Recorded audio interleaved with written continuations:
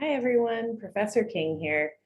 In this video, I'm going to be discussing literary analyses, particularly how a literary analysis can pertain to the reading that we'll be covering this week in class or in virtual class, I guess we'll say.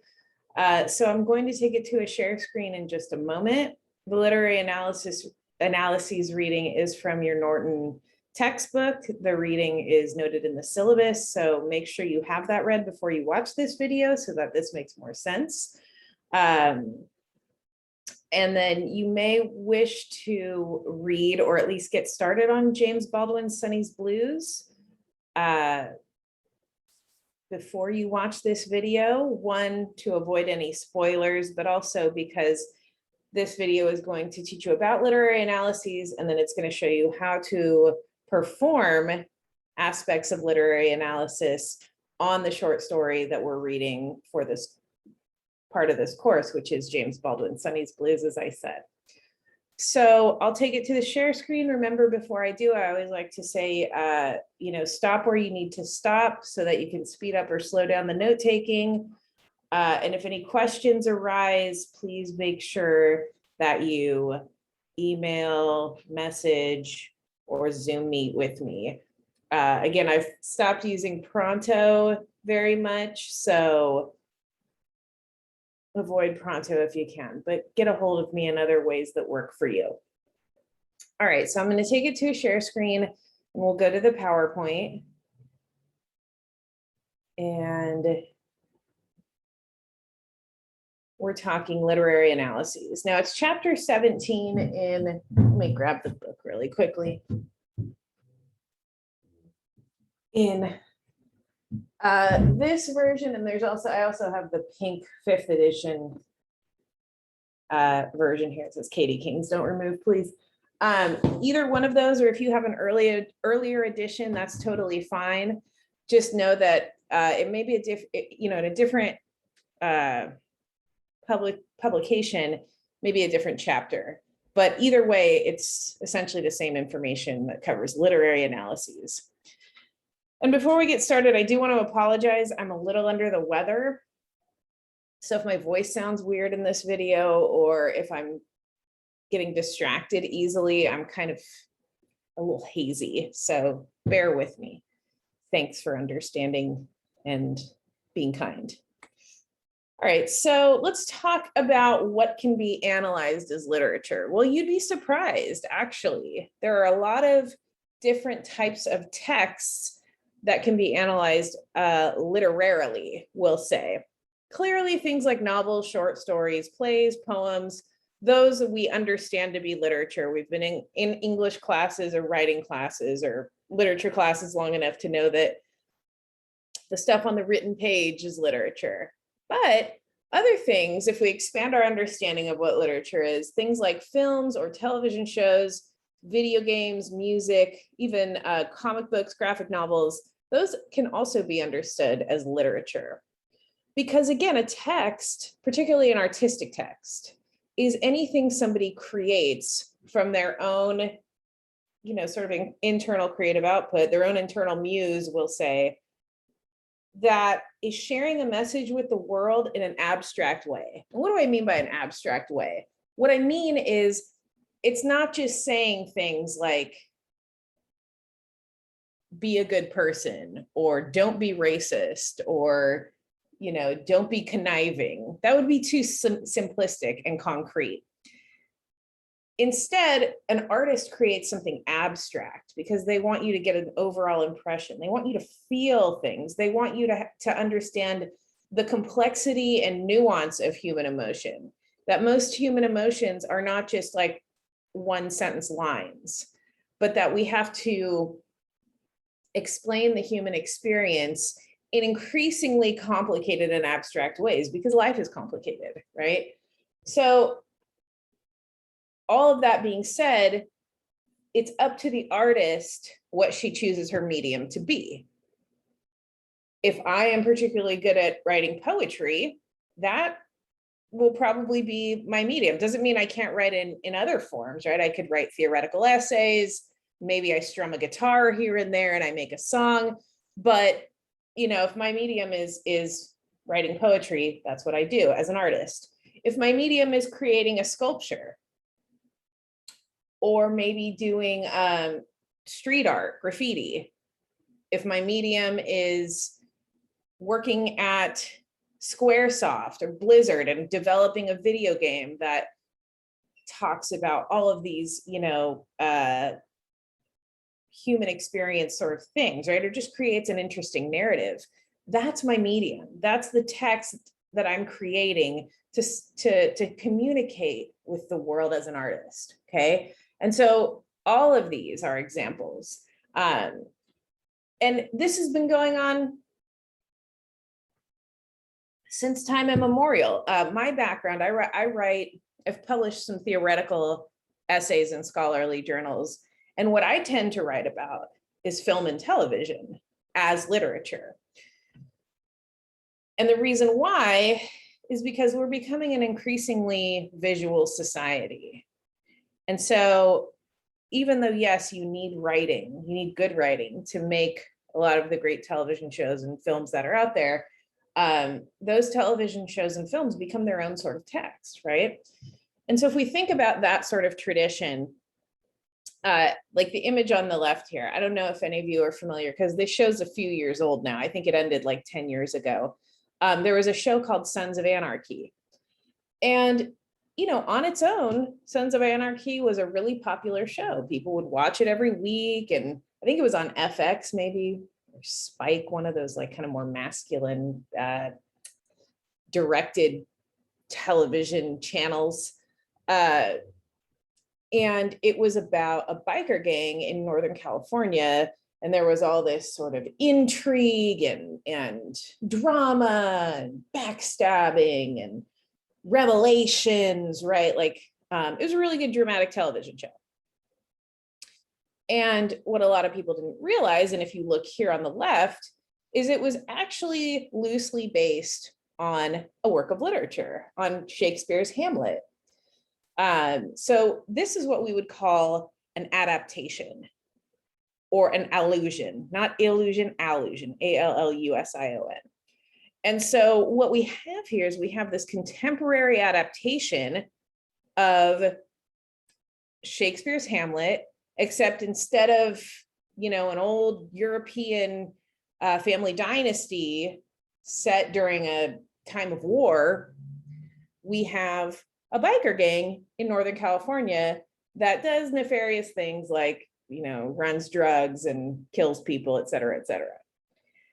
And so if we think about a TV show like Sons of Anarchy as a work of literature, because again, it directly references a former work of literature, we have to think why, right? We have to unlock that inner 5-year-old.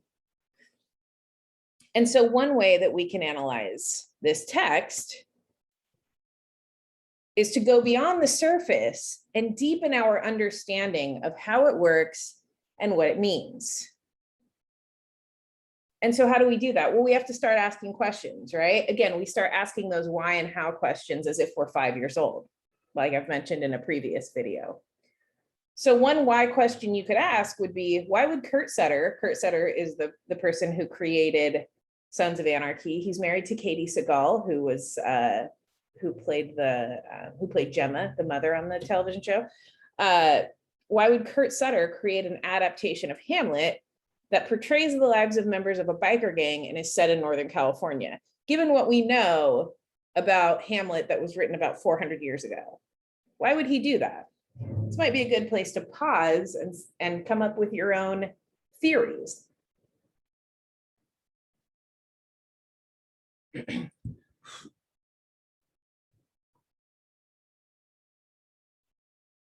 You might say, well, I don't know.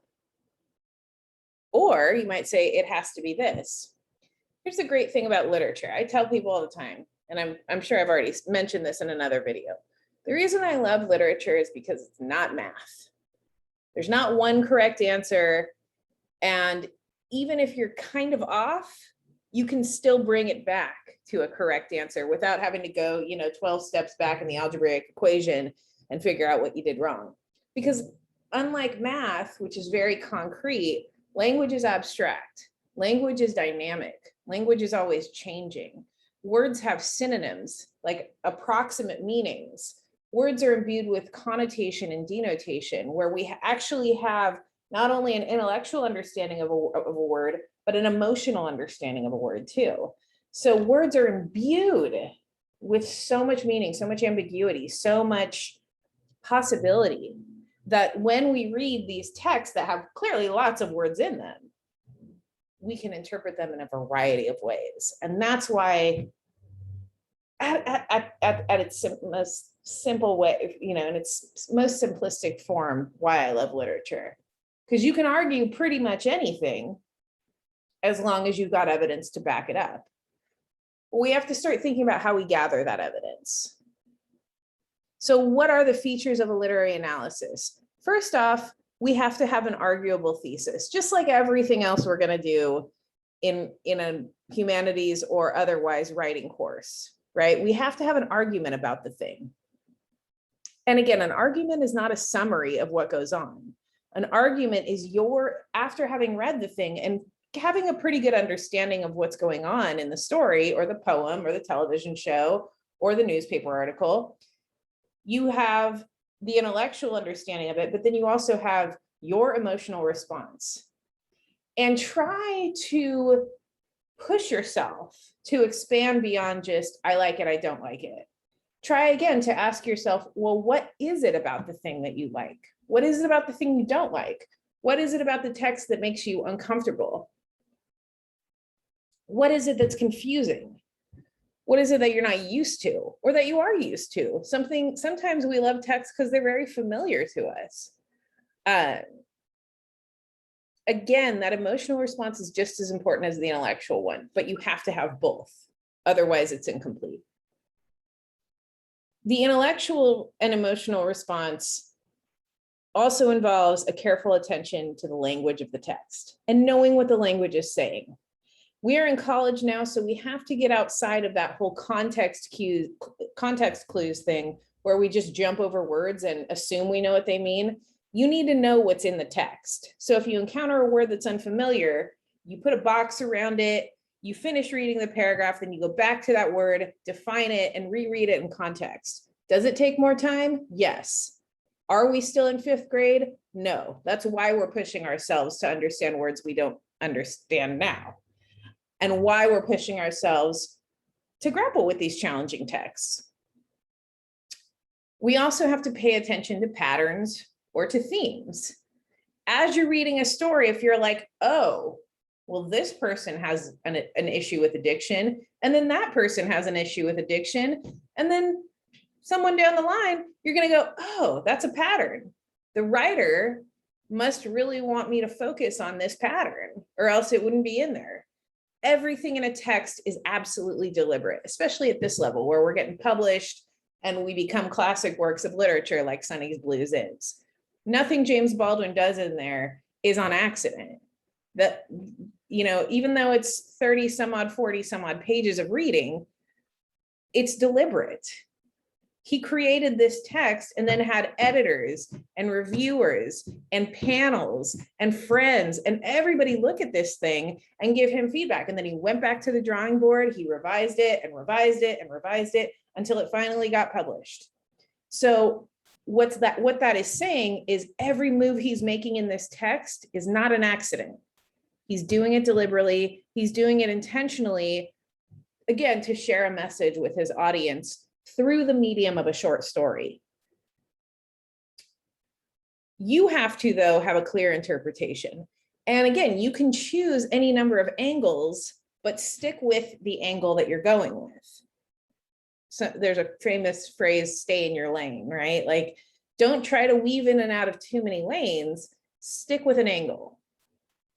And then clearly when you're performing an analysis, you're going to need to perform it in MLA style.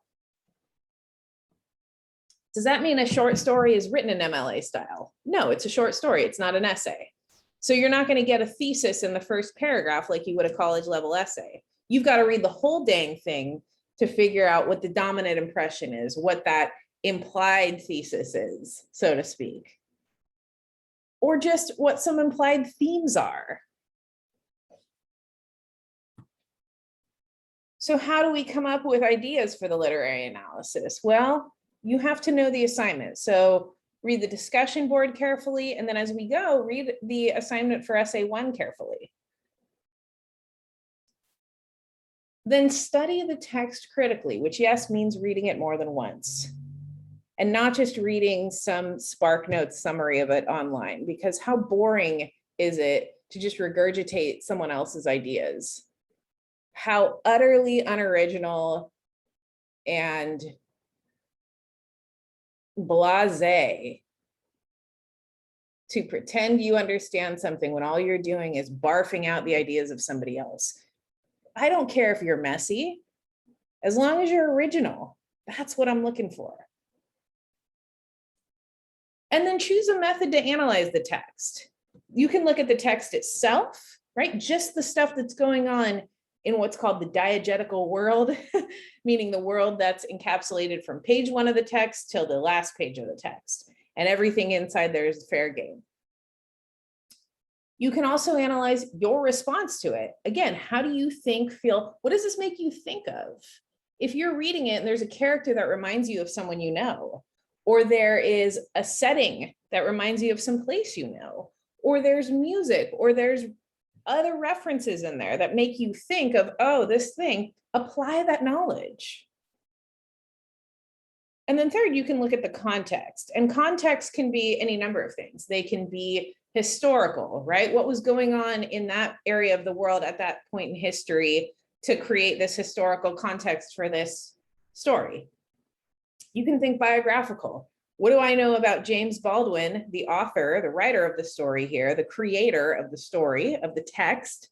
What do I know about him, or what can I find out that is going to speak to what's happening in this story? You could do a theoretical context, right? If you're into, say, gender studies or critical race theory. Yes, critical race theory is still going to be taught in college. So anyone who's going to cry over that, you're going to have a rough college life, my friend. Yeah, I'll save the politics for another day. It's not the big bad boogeyman that people who've never read critical race theory purport it to be. I'll just say that. So, think about these contexts that you can look at the text through, these lenses, in the same way that if you were sitting in this lit, relatively well-lit room with me right now, and you put on a pair of blue sunglasses, it would tint everything blue. Be the same room, there'd be the table, there'd be me, there'd be Mariah Carey behind me, there'd be my door, right? But instead of this sort of like eggy off-white color, it'd all be tinted blue. Now, if you took those off, put on pink shaded sunglasses, everything would have a pink shade. And the analogy I'm making here is looking at a text through a specific context, it's still the text, you're just looking at it with that specific pair of eyes. And so you're looking for all those words, lines, passages in the text that speak to that context. So keep that in mind as you're highlighting and annotating. Again, read more than once and really think about how you feel about that text so that you can compose a strong thesis.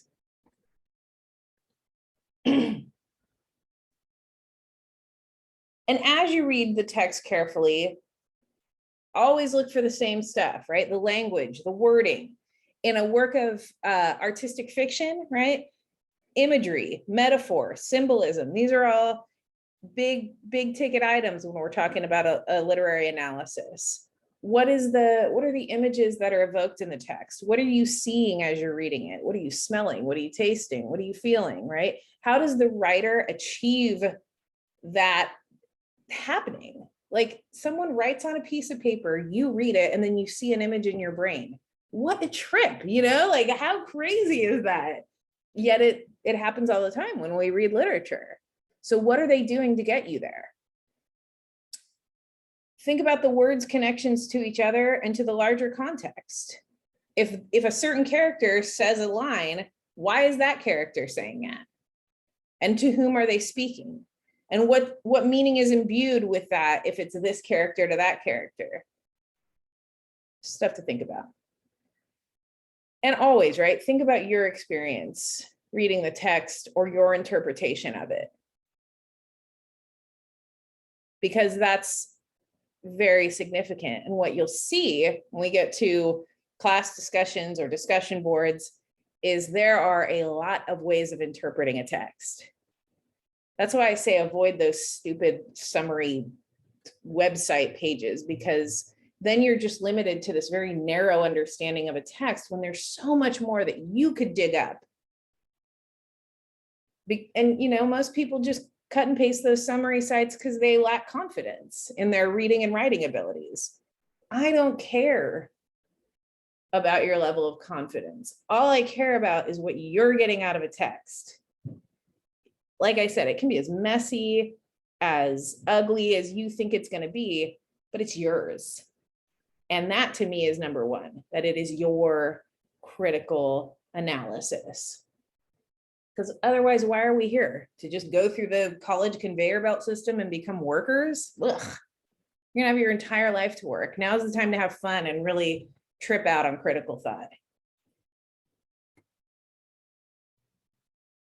So how do we come up with ideas for the literary analysis even more? Well, we've done all the other things, right? We did the reading, we did the heavy thinking, the heavy lifting. We got the quotes and the summaries from the text, from highlighting and annotating. We're doing it. We also have to pay attention to matters of style, not just our own. In essays, it's third person eternal present, meaning you write in third person, you use verbs in the eternal present, you avoid saying you, y-o-u, or I in the text, in your essay. You do all those things. Now, in a short story, they can get away with all that because it's fiction, right? It's art, it's abstract writing. But you as a college writer, you can't. So keep that in mind. Make sure if it calls for research that you're citing and documenting sources correctly, using MLA, another thing called the ICE method, which essentially just means introduce a quote by telling us who said it, then lay the quote down on the page, then cite the quote parenthetically after the quotation marks, and then explain it. And that explanation segues into your analysis. And then think about format and design. In this story, there's a letter that's written kind of like, I don't know, a third of the way through the short story. Why would James Baldwin, as the writer, the sort of god of this universe that he's created in this fictional narrative, why would he just plop a letter right in the middle? And then why does he sort of bounce around chronologically? Think about these things as you're reading the story. And always remember, right? A short story is not an essay, is not a poem, is not a country song, is not a television series.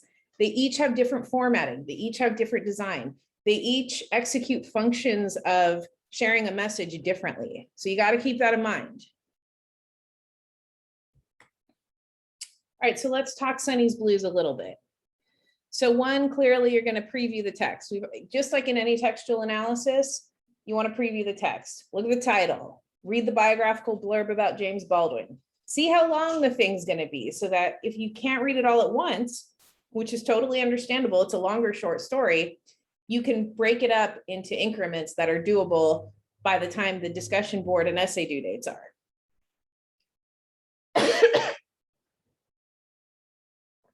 And then again, read the story in its entirety.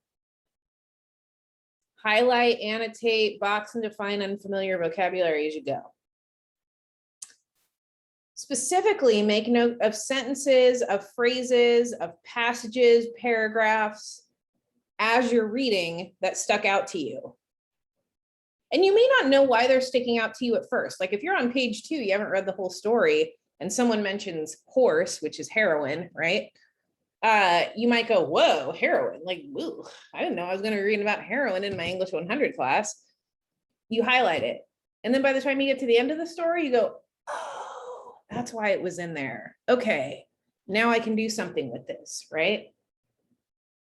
And then spend time analyzing why you think they did stick out to you. particularly those images, those metaphors, those symbols that we talked about a moment ago. Why are they noteworthy to you? Again, you got to unlock that inner 5-year-old with yourself. No one else is going to do it but you. And once you have all that, consider what you highlighted or annotated holistically. What I mean by holistically is as a whole. After you've read the whole thing and you did all the highlighting and annotated, look over it and go, oh, my brain was drawing me to this and it led me down this sort of path. Is there an overall impression the story made on you? And if so, what is it? Talk about it to yourself.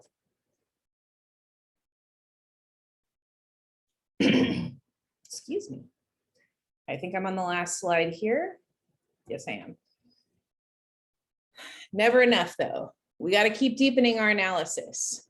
Okay, so now that we've read thoroughly, highlighted, annotated, boxed in familiar words, thought about an angle, thought about an overall impression, thought about the things our eyes were being drawn to, thought about our intellectual and emotional response, all those things and more. Think about that angle from which you're going to approach the text and go beyond plot. And when I say think about an angle, the reason I'm saying this is because there's so much going on in this story, as with most works of art, right? It's not just like it's not just like a line on a piece of paper. Like there's the line, you know, there's a lot going on.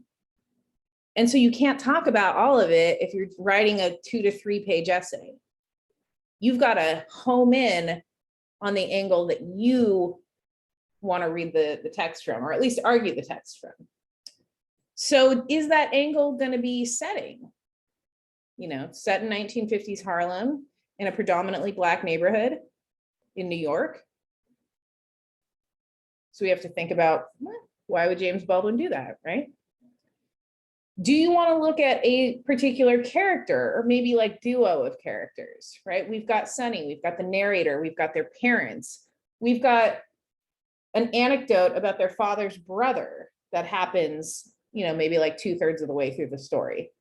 We have Isabel, we have Gracie, we've got Creole, we've got one of my favorite minor characters ever in a short story, the barmaid, the Quicksilver barmaid, as I like to refer to her, and more. So if a character is speaking to you, why? Focus on that character. Get to know that character inside and out and argue something about them. Or it can just be, again, some abstract concepts that are happening in relation to the story. Religion and biblical allusions are happening a lot. Allusion, A-L-L-U-S-I-O-N, that you see here on the page, that just means a reference, but it's the literary way of saying reference. So biblical references, jazz, or just music in general, racism, poverty, masculinity,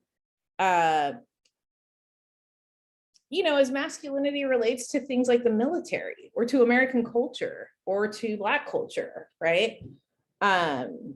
Art, addiction, trauma. And please, if there's other things that you're noticing, do not limit yourself to what I'm listing here. Go nuts, get weird. Again, we're going to be workers for the rest of our lives. I know that's why we're in college, but let's have fun right now and get weird and get critical.